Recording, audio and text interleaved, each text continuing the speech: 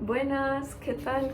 Prefasar, preface. Yo voy a hablar los idiomas que sé hablar mezclados y si voy a poner subtítulos en inglés, como para que sepan. Pourquoi maintenant je suis en Paris et je veux retourner à les États-Unis parce que mon temps ça c'est fini. ¿Qué les pareció mi francés? Súper lindo, súper hermoso. Hablemos de escribir. Con mi tiempo libre estoy intentando escribir un libro. I'm also packing right now, if that wasn't obvious. Thinking and unpacking.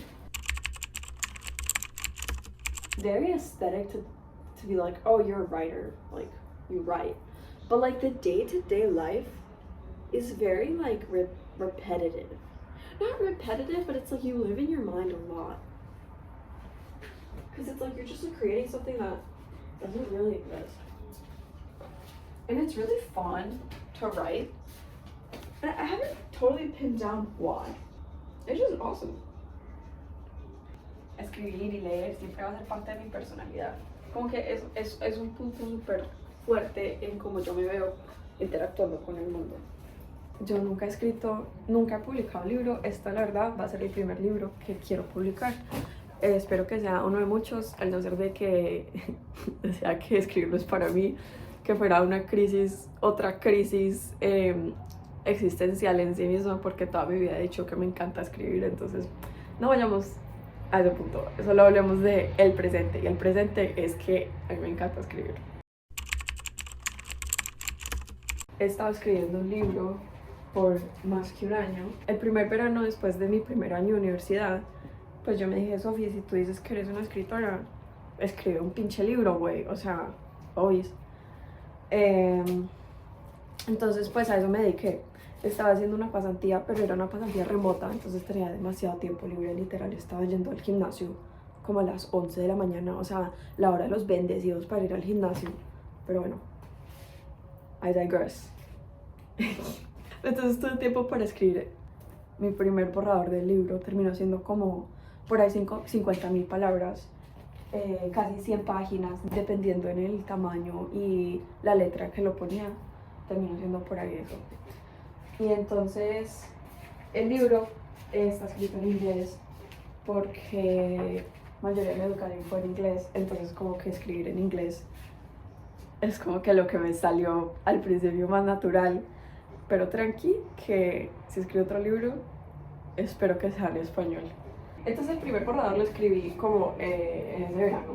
Y yo la idea ya la tenía, pero obviamente como que tuve que desarrollarla más. Lo que pasó fue que uno tiene que desarrollar la idea, ¿no?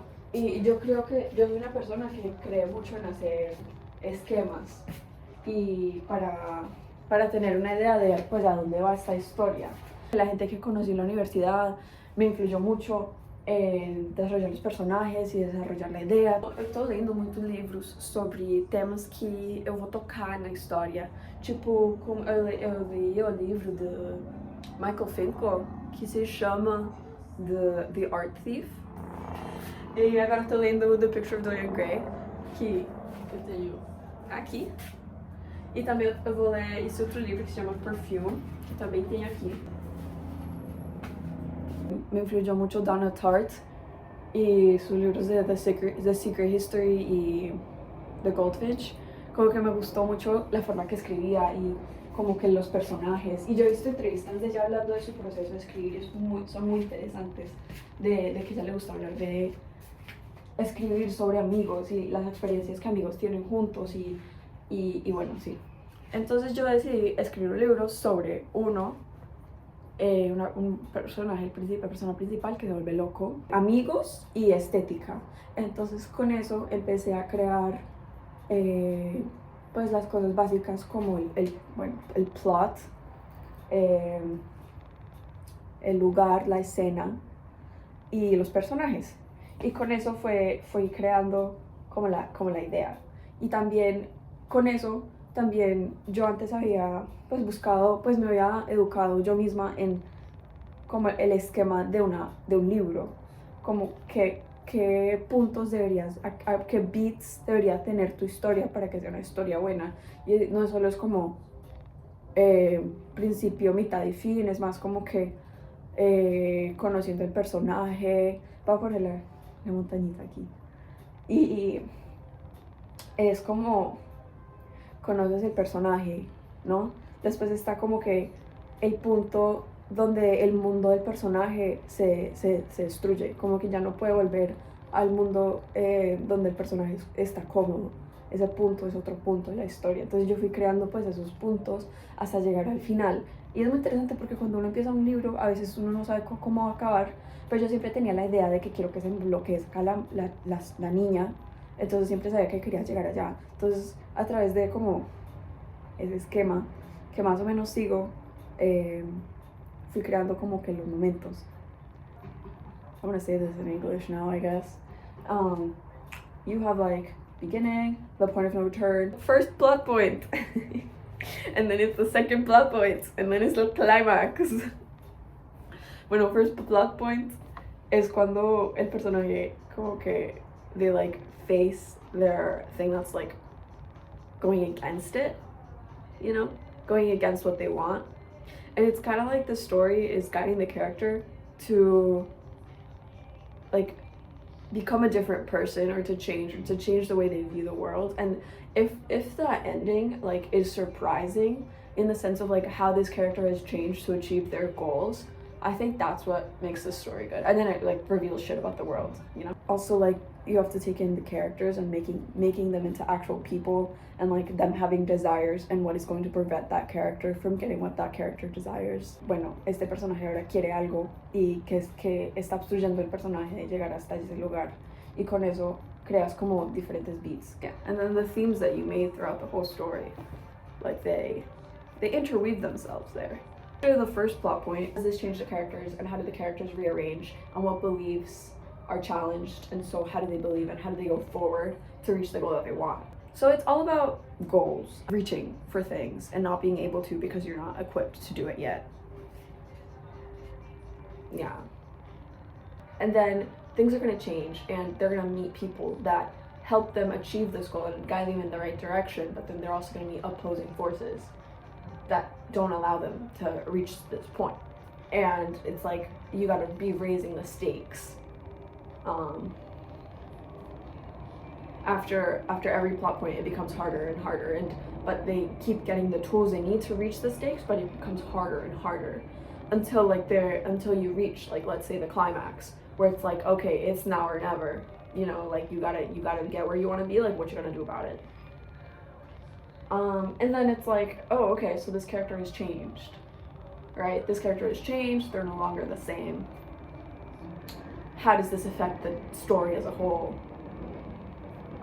And what is it revealing about the characters and about life?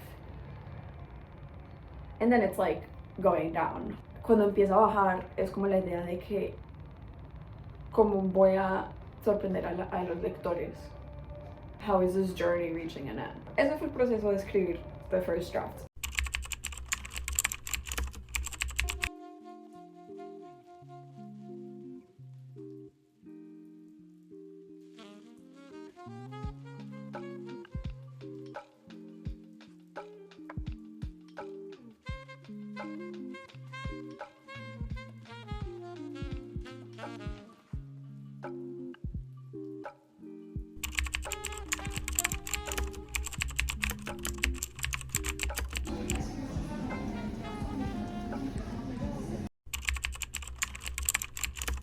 Ahora sigue second drafting. Second drafting is like not it. No, JK, I love second drafting. Neil Gaiman said that like the first draft, you figure out what you're saying. And in the second draft, you make it seem as though you knew what you were saying all along. The first thing I did was actually like print what I wrote and have it like there, being like, girl, you wrote something, and like, this is cool, you actually finished the story. I printed it and I read it. And when I got to this point, it was the following summer, because during the school year, it's not it, bro. Like, you do not have time to write. So it was like my summer internship again, but this time it was in person, so like no tenía como el tiempo que tuve el verano pasado. Y entonces la forma que lo hice es que me montaba en el transporte público y leía mi manuscript. O sea, yo estaba en el sitio ahí, I was like, tomando noticas con un lapicero rojo diciendo sí, no, gas, ¿qué es esto? Bueno, cosas así. Escribía noticas diciendo, Sophie, ¿qué es esto? O sea, ¿por qué escribiste? O eso está bien, ¿qué quiere decir sobre la historia? Y con eso pues terminé con noticas para cada capítulo. Y con eso pues las pasé al computador. Repensar la historia que estaba contando. Y otra vez volví a la idea de, esta es una historia de enloquecimiento, de un artista, porque ya estamos viendo como la estética y el enloquecimiento, como esos dos temas se unen y se interlazan para crear la historia. Y logré decir cuáles eran los puntos importantes de la historia y cómo voy a conectar estos puntos, estos momentos críticos para el personaje. Eso es lo que second drafting is about. Como que recognizing the critical points, like the major plot points, and being able to connect them soundlessly, I think is like the overreaching goal of a second draft. But also the way I'm doing that is not like I've identified them, but I'm going like chapter by chapter and like rewriting things that are just like not well written or not well conveyed, or like what each chapter, like for my notes I wrote like what each chapter is missing, why it needs to be there, and so I'm adding that little by little, and as I'm going, like I'm recognizing these major plot points. It's like a lot of thinking of the story as a cohesive whole still, but being able to pinpoint like these points. So I think it's like a pretty like up-down method, top-down method, at least the way I've been writing this. Yeah, so I'm going like chapter by chapter and being like, okay, so how does this connect to the story as a whole, and is it getting to the point where it needs to get? So by going chapter by chapter, I'm not looking at it as like a cohesive whole, more like kind of smaller parts of a whole. And then when I'm done doing the smaller parts of a whole, which I'm currently, it's like you're going chapter by chapter and like actually rewriting every chapter. Like obviously like leaving some stuff in because the story itself is there, like the structure for the story is there, but like the way you want to write it isn't, the way you want to convey it to the reader isn't there yet. So that's kind of what I'm doing in a second draft. And once I'm done going chapter by chapter, it's gonna be more like, okay, let me identify these major plot points and how they are like creating the story that I want to tell. And I think that's very similar to the idea of writing an essay, where it's like you need a topic sentence in the beginning of every paragraph, because this is telling you where the point is leading to, and that's maybe a good comparison to plot points. Of course, this is all in a very linear manner, and stories don't have to be linear, but I think it's the most basic way to understand it before you can go beyond this like simplified structure. That's like the theory for second drafts, or like what I'm doing for second drafts. Ok, gente, agora eu vou fazer outro câmbio. Eu sei, meu português não é melhor, mas eu vou falar porque assim eu consigo praticar. Então, a próxima coisa que eu acho que eu vou ter que fazer depois de acabar a segunda parte da história, je ne sais pas. Eu não sei muito bem o que eu vou fazer depois. Acho que a parte tá menos pensada pra mim. Faz tempo que eu falo português. Gente, eu achava que era melhor, mas faz tempo que não falo, então eu preciso falar um pouco pra me sentir melhor. Então, que meu português não é melhor, eu acho que isso é uma boa reflexão do que eu acho que é a coisa que siga depois de escrever um livro, né? Escrever a segunda parte do livro. Então, faço como etapa 3, né? Vai ser de falar com a gente que tá nessa indústria, falar com amigos para que eles possam ler o que eu escrevi e que me deem pontes para que eu consiga melhorar a história em si, né? Então vai ser a ideia de beta readers e também de falar com professores, porque, gente, eu tô em uma universidade, então eu tenho que aproveitar, falar com gente que já tá vinculada com essa ideia de escrever, de publicar coisas. Sim, uma vez eu dei os conselhos de gente, eu vou voltar, eu vou escrever, né, eu vou melhorar. E depois seguir o negócio de encontrar alguém que me queira publicar, né? Então eu preciso um manager, né? Um publishing house. E depois, eu não sei, eu acho que vou conseguir um editor. E sim, eu publico o livro. Buenas, ¿qué ole? He vuelto a las Américas. Estoy yendo a escribir un capítulo, pues estoy trabajando por partes en capítulos, entonces voy a ir a escribir a un café a escribir.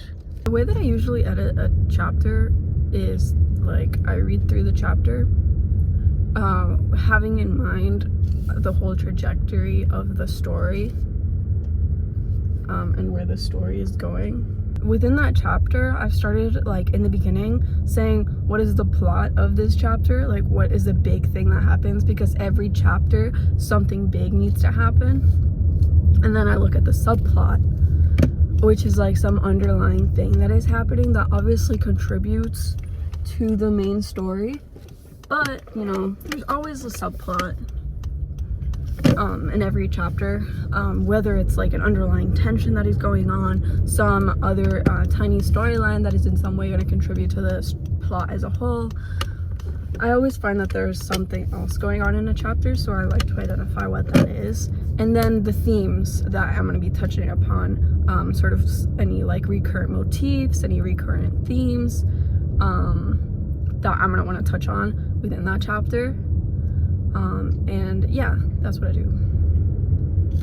And then having that in mind, having already like been editing, like not be like the first chapter of the beginning that I'm gonna be editing, like I go through the chapter and I highlight things that I definitely want to rewrite, because obviously there's a lot of parts where I'm like, oh, this is not written well, like let me rewrite it, or like, oh, like the structure here is off, let me fix the structure, or like this does not feel like something the character would say because this feels out of character for that character. And then I just write